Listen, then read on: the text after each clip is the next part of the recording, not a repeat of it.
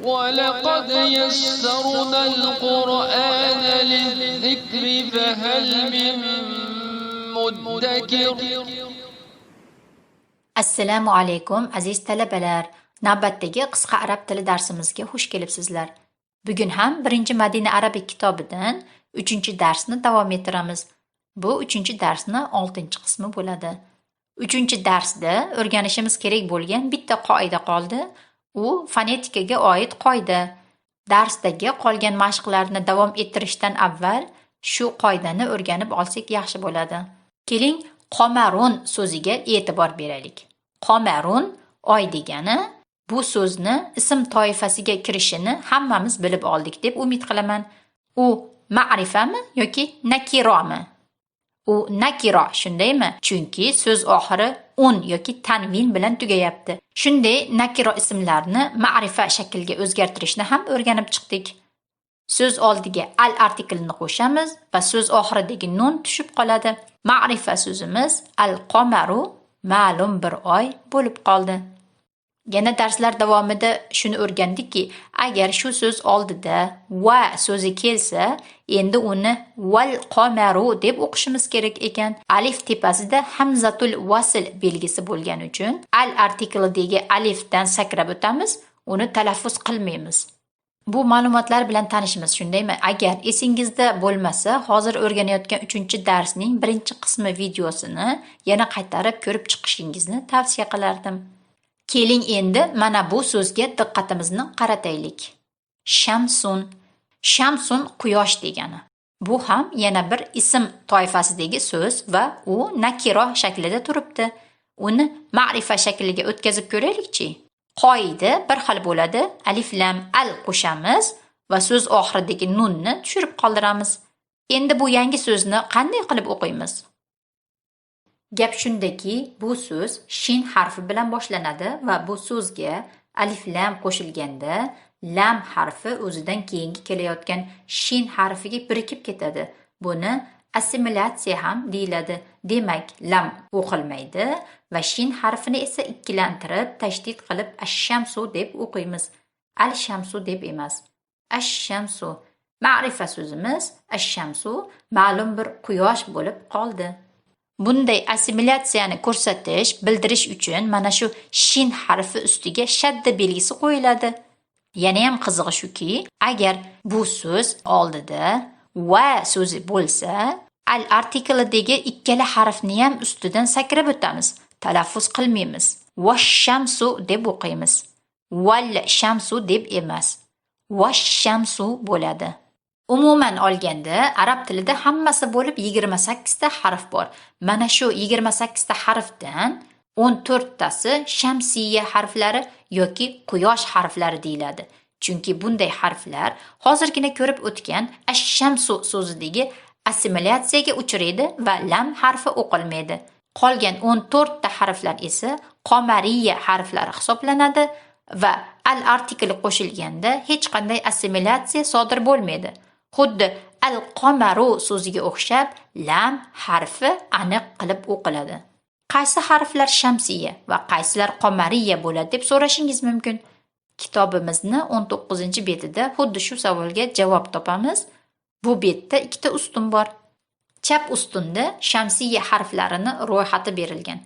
O'ng tomondagi ustunda esa qomariya harflarini ro'yxati berilgan. Lekin bu ro'yxatni ko'rib ko'p xavotirlanmang. Bu harflarni birdaniga yodlab olishingiz shart emas. Aslida agar Qur'onni muntazam o'qib yurgan bo'lsangiz, bunday harflar bilan siz allaqachon tanishsiz. Faqat harflarni ba'zilari shamsiya, ba'zilari qomariya deb nomlanishini bilmagan bo'lishingiz mumkin. Lekin belgilarga qarab to'g'ri o'qib yurgan bo'lsangiz kerak. Misol uchun Qur'ondagi Al-Hashr surasini oxirgi 3 ta oyatini olaylik.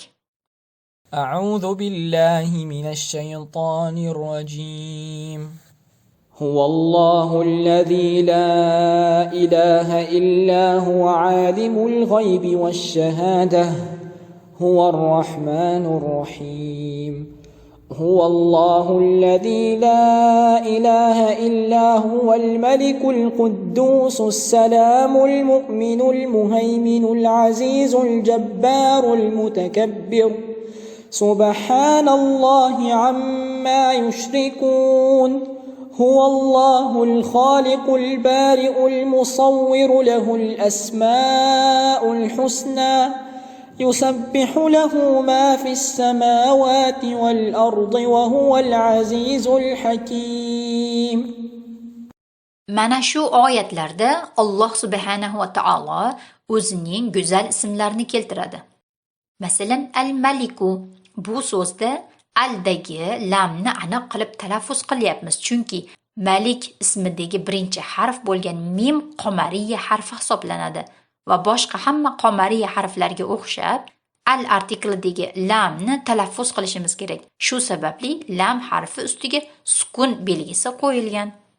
Keyingi ism Quddus qof harfi bilan boshlanyapti. Bu harf qomariyami yoki shamsiyami? Lam ustida turgan sukunga e'tibor bering. Demak, u qomariya bo'lishi kerak. Shuning uchun uni al-Quddus deb o'qiymiz. Keyingi ism Salamchi. U sin harfi bilan boshlanyapti. Va nima uchun sin harfini ustida shadda belgisi turibdi, bilasizmi? Chunki sin shamsiya harflari ro'yxatiga kiradi. Aldagi lam harfini o'qimasdan sinni tashdid qilib assalamu deb o'qiymiz. Allohning go'zal ismlaridan yana qaysilari shamsiya harflari bilan boshlanyapti? Ko'rsata olasizmi? Ar-Rahmanu va Ar-Rahimu, shundaymi? Chunki ro harfi ustida ham shadda belgisi turibdi. Demak, ro harfi ham shamsiya harflari guruhiga kirar ekan. Keling endi qomariya harflari bilan boshlangan Allohning go'zal ismlarini topishga harakat qilaylik.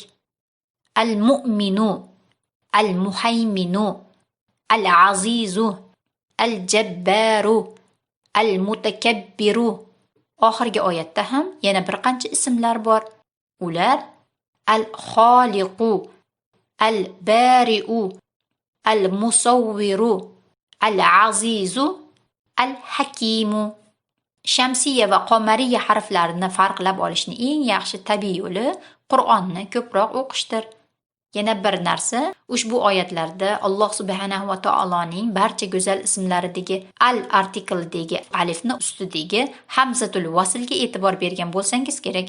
Agar ushbu ismlarni birga qo'shib to'xtamasdan o'qiganimizda mana shu alifni o'qimayapmiz. Faqat ismlarni o'zlari alohida boshida kelganda alifni o'qiyapmiz.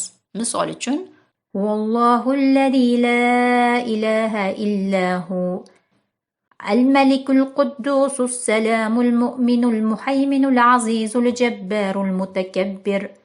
Endi kitobimizdagi 19-betga qaytamiz. Keling avval shamsiya va qomariya harflari ro'yxatini alohida bir qator ko'rib chiqaylik. Shamsiya harflari bilan boshlaymiz. Qoidani qaytarib o'taman. Shamsiya harflari bilan boshlangan so'zlar oldiga al artikl qo'shilganda lam shamsiya harfi bilan birikib ketadi va uni o'qimaymiz. Shamsiya harfini esa ikkilantirib tashdid bilan o'qiymiz. Al artikli bo'lgani uchun bu ro'yxatdagi hamma so'zlar ma'rifa shaklida bo'ladi, to'g'rimi? Birinchi harfimiz ta harfi ekan. Ta harfiga misol at-tajiru ekan. Ma'nosi ma'lum bir tijoratchi, savdogar bo'ladi. Demak, qoidaga ko'ra at-tajiru deb o'qiymiz. Al-tajiru deb emas. Ikkinchi harfimiz fa. As-thawbu so'zidagi fa harfi ekan. As-thawbu ma'lum bir kiyim, libos degani. Keyingi harfimiz ad-diku so'zidagi dal harfi. Ad-diku ma'lum bir xo'roz degani. To'rtinchi harfimiz az-zahabu so'zidagi zal harfi. Az-zahabu ma'lum bir tilla, oltin degani. Beshinchi harf ar-rajulu so'zidagi ro harfi. Ar-rajulu ma'lum bir kishi degani. Oltinchi harfimiz az-zahratu so'zidagi za harfi. Az-zahratu ma'lum bir gul degani. Navbatdagi harfimiz as-samaku so'zidagi sin harfi. As-samaku ma'lum bir baliq degani. Ro'yxatda ko'p yangi so'zlar ko'ryapmiz, lekin hammasini eslay olmasangiz xavotir olmang, chunki bu so'zlarni hali keyingi mashqlarni bajarganimizda yana qayta uchratamiz inshaalloh. Keyingi harfimiz Ash-shamsu so'zidagi shin harfi. Ash-shamsu ma'lum bir quyosh degani. Shamsiya harflari degan nom ham mana shu ash-shamsu so'zidan kelgan. 9-harf as-sodru so'zidagi sod harfi. As-sodru ko'krak yoki ko'krak qafasi ma'nosini beradi. 10-harfimiz ad-doyfu so'zidagi dod harfi. Ad-doyfu ma'lum bir mehmon degani. 11-harfimiz at-tolibu so'zidagi to harfi. At-tolibu ma'lum bir talaba degani. Navbatdagi harf az-zohru so'zidagi zo harfi. Az-zohru orqa, bel degani. 13-harf al-lahmu so'zidagi lam harfi. Al-lahmu ma'lum bir go'sht degani. Va ro'yxatdagi eng oxirgi harf an-najmu so'zidagi nun harfi. An-najmu ma'lum bir yulduz degani edi, shundaymi? Shamsiya harflarga oid qiziq bir ma'lumot aytaman.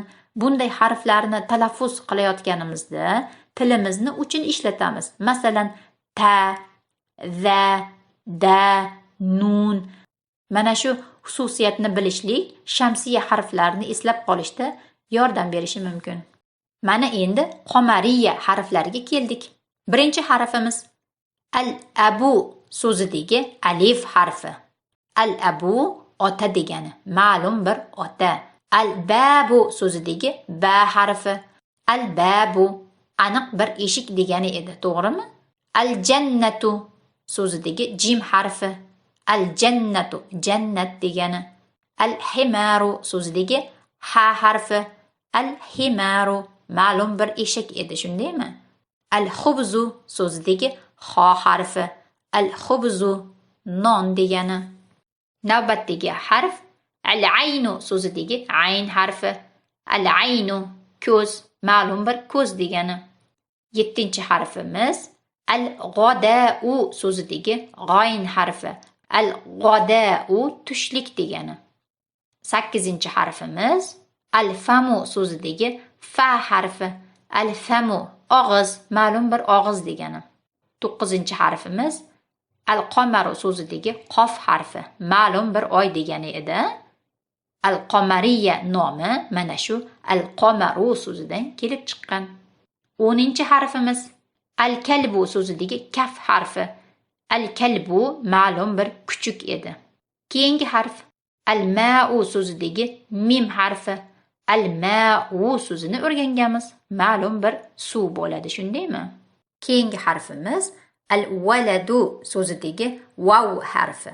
Al-waladu ma'lum bir bola.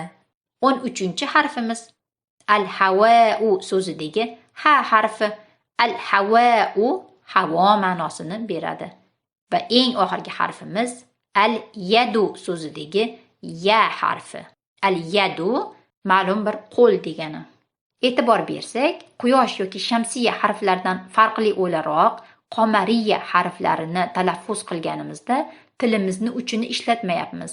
Masalan, ba, a, ma yoki ba'zi bir qomariya harflarini, masalan, ya, xo, ha larni talaffuz qilishda tilimizni uchini emas, balki orqasini ishlatishimiz mumkin.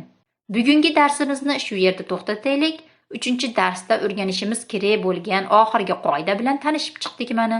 Darsning qolgan qismida asosan o'rgangan qoidalarimizni turli mashqlarni bajarish bilan praktika qilamiz. Kelgusi 2 darsimizda inshaalloh mana shu mashqlarni ko'rib chiqamiz. Kelgusi darsda ko'rishguncha assalomu alaykum.